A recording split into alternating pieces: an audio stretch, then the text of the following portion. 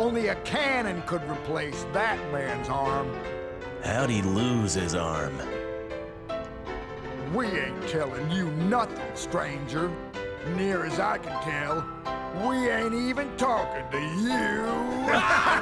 Take a walk! Answer my question, and I'll be on my way. Well, shut up! Don't tell the stinking prairie dog nothing! I think it's widely agreed at this point that two masterpieces of the last two generations have been Rockstar Games' Red Dead Redemption and Red Dead Redemption 2.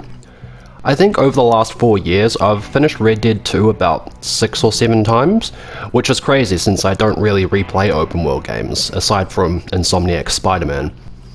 These two games just really exemplify the writing talent of the Houser brothers, and both Arthur and John are easily two of the best protagonists in gaming. You're the master now. I've been my master since you left me to die.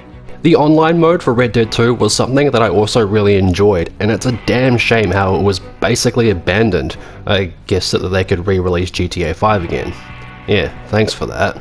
Whatever you say, you're a genius. Now, while Red Dead 1 and 2 are easily two of the biggest and most well-known games out there, for good reason, not a whole lot of people seem to be aware of the series' precursor, a little 2004 PS2 game known as Red Dead Revolver. And I think for all of the people that are aware of its existence, even fewer have actually played it. Myself included until very recently. After finally playing my way through the game, it was definitely an interesting experience to see all of the ways it's similar to Red Dead Redemption, and all of the ways it's also really different from its successor. So, let's mount up and take a look, shall we? Looks like you still got some business with them brothers. They ain't what you call kindly fellers. Open the damn door, woman. Red Dead Revolver began its development back in 2000 by a team called Angel Studios, who would later become Rockstar San Diego, under the direction and funding by Capcom.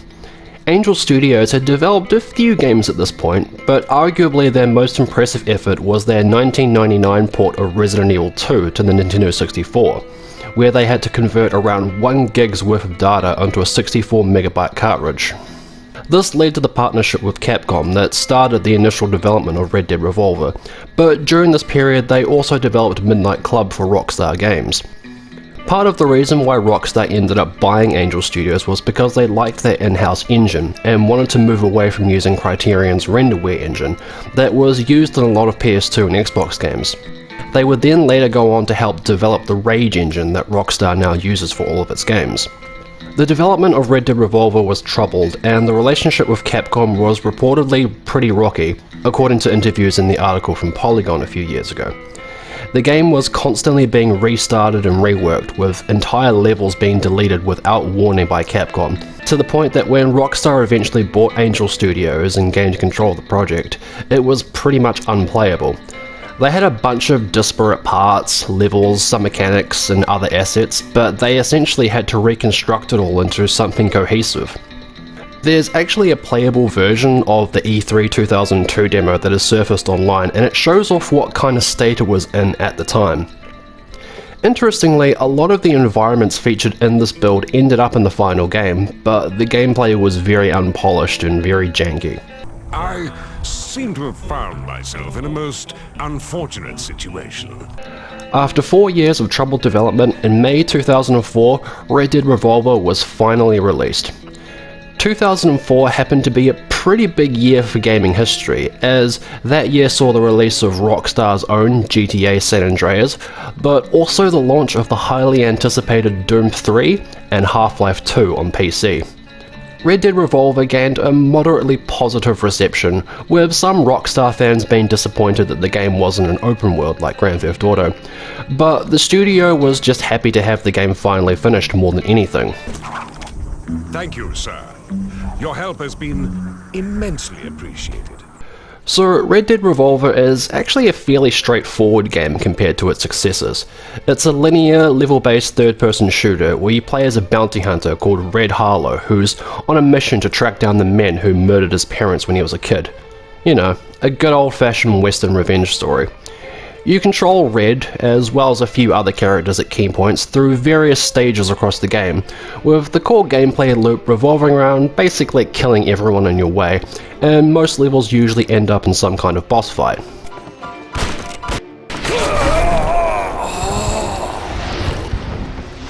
Now, even though the game doesn't look as good as other games from around this time, I still think the presentation is pretty charming in its own way, and how they've tried to recreate that old western setting with the hardware of the time.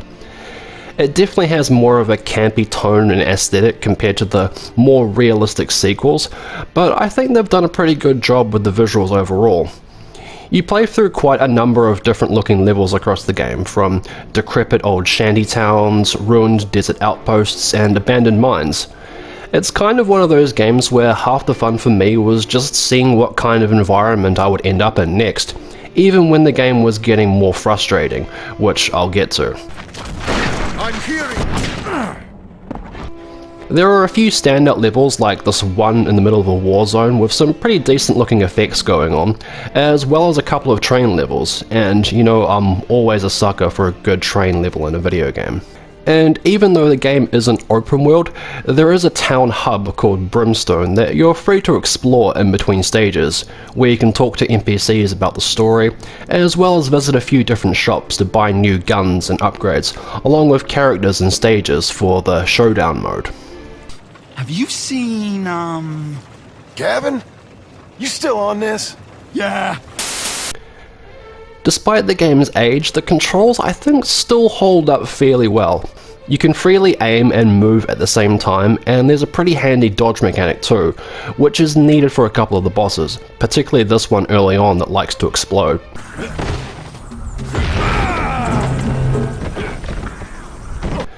The shooting actually feels remarkably satisfying, with some crunchy sound effects from the guns, and you get a nice sense of feedback from your hits as the enemies react to being shot.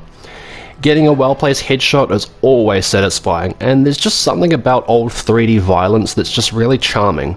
You also get these really cool finishing shots when you kill bosses that's always rather satisfying. I did find that the ballistics and accuracy for the shooting was a bit random at times, like I was sure I had a headshot lined up and then I missed. But as I got much better guns near the end of the game, I found that this became a bit less of an issue. There's even some very light stealth mechanics thrown in here too, which mostly just revolves around crouching and hiding behind walls, but you do get throwing daggers which are an instant silent kill, if you line up your aim properly. I'm looking at a dead man. Another big mechanic in Red Dead Revolver is the dueling system. Every so often you're forced into these classic western standoff sequences. How this works is that you flick down on the right analog stick, and depending on your timing, you're given a certain amount of time in slow motion to line up your shots on your opponents. The longer your shot is lined up, the more damage you do. It becomes absolutely essential to work out how this mechanic works, as near the end of the game, your timing for these has to be 100% perfect, otherwise you'll be repeating these over and over and over and over again. Basically, the trick is to watch the shadow that grows over Red's gun. When it's at its darkest is the perfect time to draw.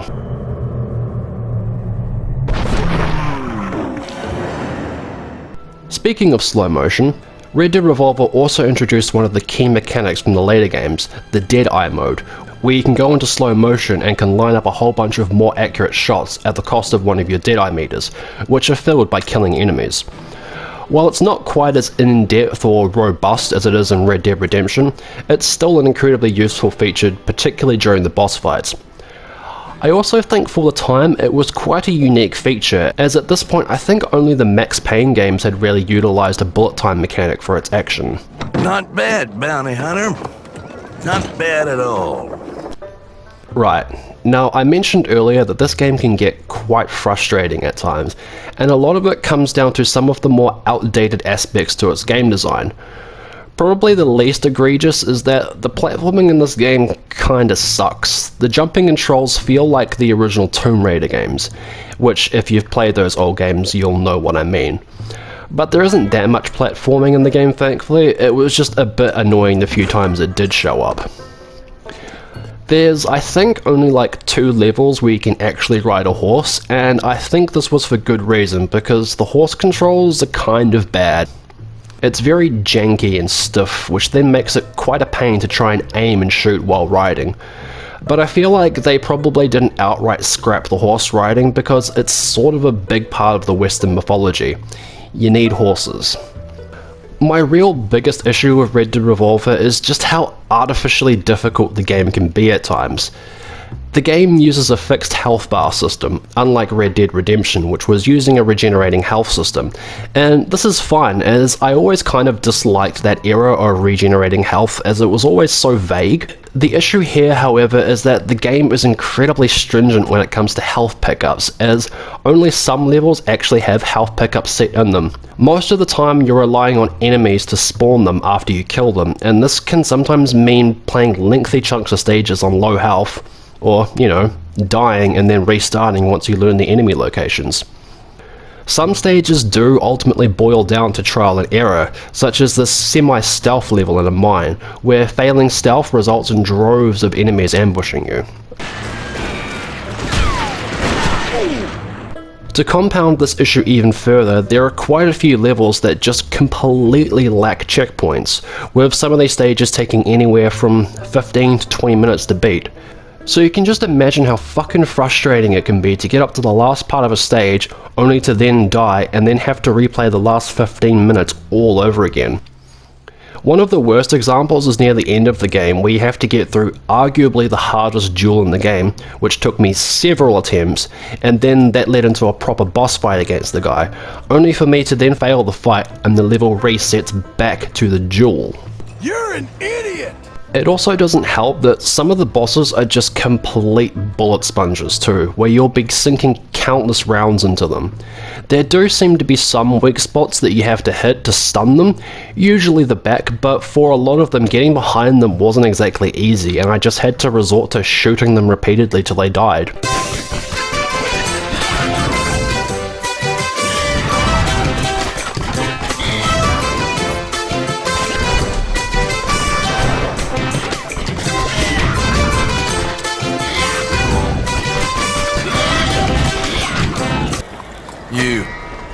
You're annoying me.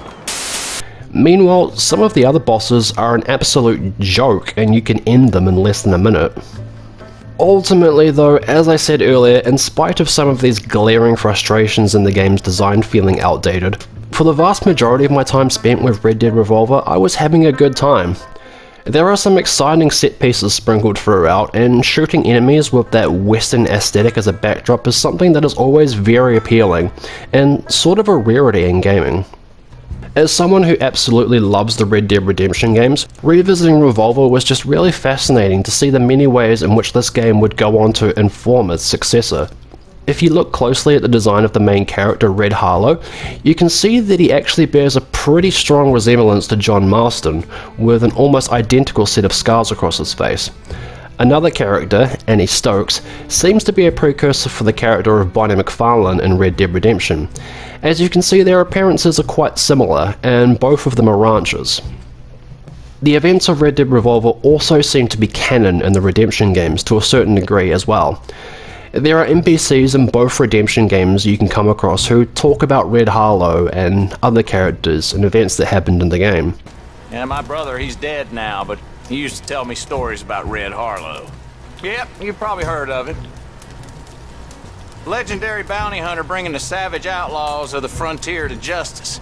A man who watched his parents get murdered in front of him as a boy, but who uses that pain to become a better man and ultimately to wreak his vengeance. I reckon Bonnie does a pretty fine job helping her pa out. She's not the first lady rancher I've seen, though. Annie Stokes, her name was. I was a young man then, and I can tell you she sure made an impression on me. Had herself a rifle so powerful it could blow out the side of a barn. One of the earlier stages in Revolver, called Twin Rocks, is actually a location you can find in New Austin, albeit with a significant graphical update, of course. And this location here in Red Dead 2 is believed to be a possible Easter egg to Red's family home. It looks kinda similar, given that the house is burnt down here. What do you think? Alright, off you go then.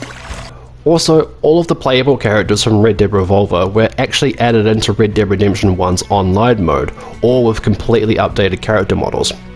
What was more surprising for me was discovering that the online mode for this game is actually still working, so I was able to play around with them for a while, which was super cool.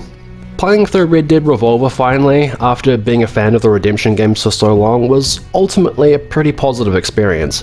It definitely has some shortcomings of its more outdated aspects, but you also have to remember it was almost kind of a miracle that the game was even released to begin with, and where it counts, I think the game still holds up fairly well.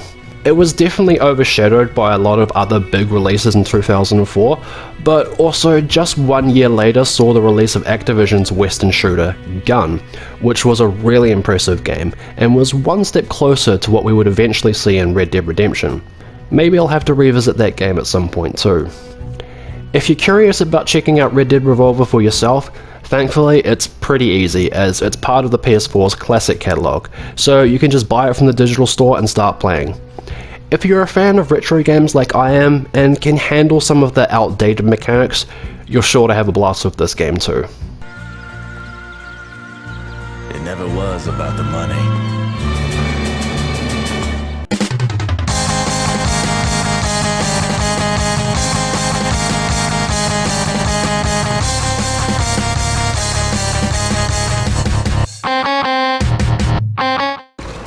I said you're an idiot!